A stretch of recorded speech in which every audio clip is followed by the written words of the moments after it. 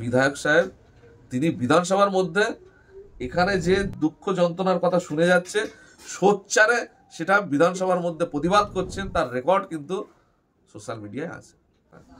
দুটো ডিফারেন্স কিন্তু ভাঙড়ের ম্যাক্সিমাম মানুষ বুঝতে পারছে যে কাদের সঙ্গে থাকলে কাদেরকে সুযোগ দিলে ভাঙড়ের মানুষ প্রকৃতপক্ষে উপকৃত হবে। আজ পর্যন্ত বিধানসভায় আপনি দেখতে পেয়েছেন যে এখানে পাশের বিধানসভার বিধায়ক তো আছে, আর আমাদের একটা বিধানসভায় একটা বিধায়ক। তাহলে আমাদের বিধায়ক যে কথাগুলো বলে বিধানসভাতে সেইটাই খালি টিভিতে আসে, সেইটাই খালি সোশ্যাল মিডিয়া আসে। ওদের এমএলএ গুলো যে কথা বলে সে কথা কি সোশ্যাল মিডিয়ার চোখ বন্ধ থাকে তখন? তাহলে ওদের এমএলএরা বিধানসভায় কথা বলে না, মানুষের স্বার্থে কথা বলে না। ওরা যা বলে মানুষের সামনে এসে মানে ওই মঞ্চ খাটিয়ে ডেকে এনে ভুল বোঝানোর জন্য বলে। আমাদের বিধায়ক সাহেব তিনি বিধানসভার মধ্যে এখানে যে দুঃখ যন্ত্রণার কথা শুনে যাচ্ছে সোচ্চারে সেটা বিধানসভার মধ্যে প্রতিবাদ করছেন, তার রেকর্ড কিন্তু সোশ্যাল মিডিয়ায় আছে। রীতিমধ্যে সোশ্যাল মিডিয়ায়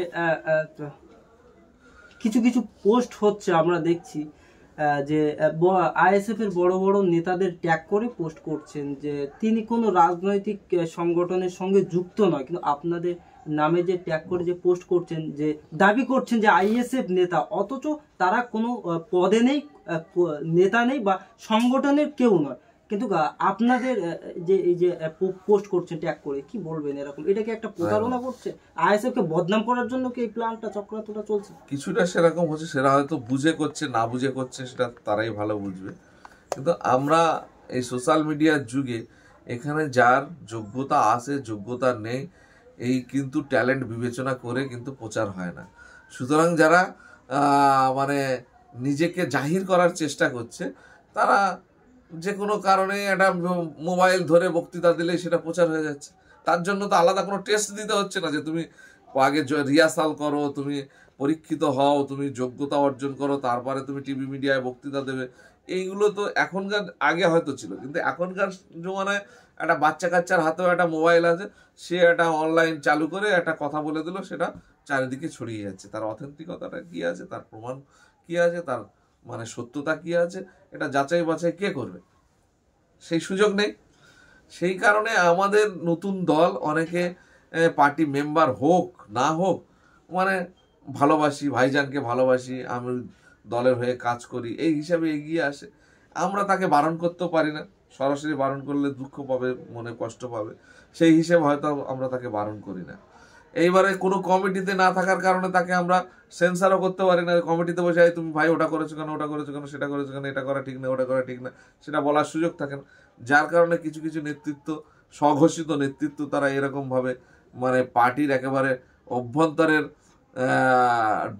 ঢুকে যাওয়ার চেষ্টা করে এবং পার্টির বড় বড় নেতাদের নামে মিথ্যা মিথ্যা রটনা করার চেষ্টা করছে। দেখেন, আমাদের দলটা অল্প সময় তৈরি হয়েছে, আমরা কিন্তু সাজিয়ে গুছিয়ে একেবারে অন্য প্রতিষ্ঠিত রাজনৈতিক দলের মতো মানে সেই ফাংশনিং এখন আমরা শুরু করতে পারিনি। আর আমাদের প্রবলেম যেটা মানে আমাদের মানে কি বলবো, এটাকে আশীর্বাদ বলি, দোয়া বলি, যাই বলি, অগণিত মানুষ আমাদেরকে ভালোবাসে, অল্প সময়ের মধ্যেই ভালোবাসা আমাদের দল অর্জন করতে পেরেছে। এবং মানুষের আবেগ ভাইজানদের প্রতি, ভাইজানরা গেলে একদম লাফিয়ে গায়ের উপরে ওঠার চেষ্টা করে, ভাইজানদের কাছে যাওয়ার চেষ্টা করে, এটা এ ভালোবাসা। তাই ভালোবাসা থেকে যাতে বঞ্চিত না হয়, বিমুখ না হয়, কষ্ট না পায়, তার জন্য কিছু কিছু ক্ষেত্রে আমরা ছাড়ছড় দিয়ে অনেক চেষ্টা করি যে সবার আবেগকে মর্যাদা দেওয়া যায় কিনা। এখন এই আবেগের মর্যাদা দিতে গিয়ে কেউ যদি সেটাকে নিজের বিশাল কিছু মনে করে অতিরিক্ত নিজের কি বলবো আমিত্ব অনেক বড়, নিজেকে বড় মনে করে এটাকে এবার পার্টির নেতাদের সম্পর্কে উল্টো বলা যদি শুরু করে, পার্টি যে মানে সব দলেরই মধ্যে কম বেশি ভুলভ্রান্তি থাকে, কিন্তু সেই রকম কিছু তুলে ধরে বললে সেটা আলাদা কথা। কিন্তু আমাদের এই নতুন ছোট দল এখনো আমরা ভুল করার সুযোগও এখনো পাইনি হিসাব মতো।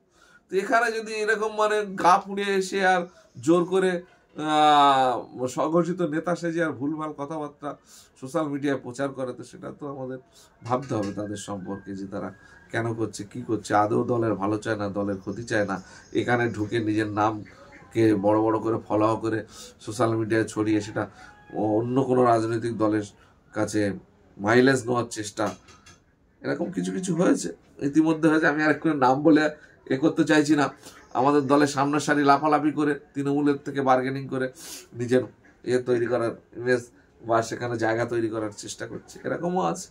সেইটা হচ্ছে কিনা সেটা আমি যাচাই বাছাই আমাদের করতে হবে। কিন্তু যারা এই ধরনের কাজ করছে তাদের থেকে আমরা সাবধান থাকার চেষ্টা করব, সাবধান হয়ে যাব। এবং আমাদের নেতৃত্ব যারা আছে, আমাদের যারা পার্টির মেম্বার বলি আর পার্টি যারা করছে আন্তরিকতার সঙ্গে, যাদের খাতা কলমের নাম আছে, তাদেরকেও এদের সম্পর্কে আমরা সাবধান করে দেবো যে এই লোকগুলো হইতে সাবধান, এরা আমাদের দলের লাভের থেকে ক্ষতি করার চেষ্টা করছে।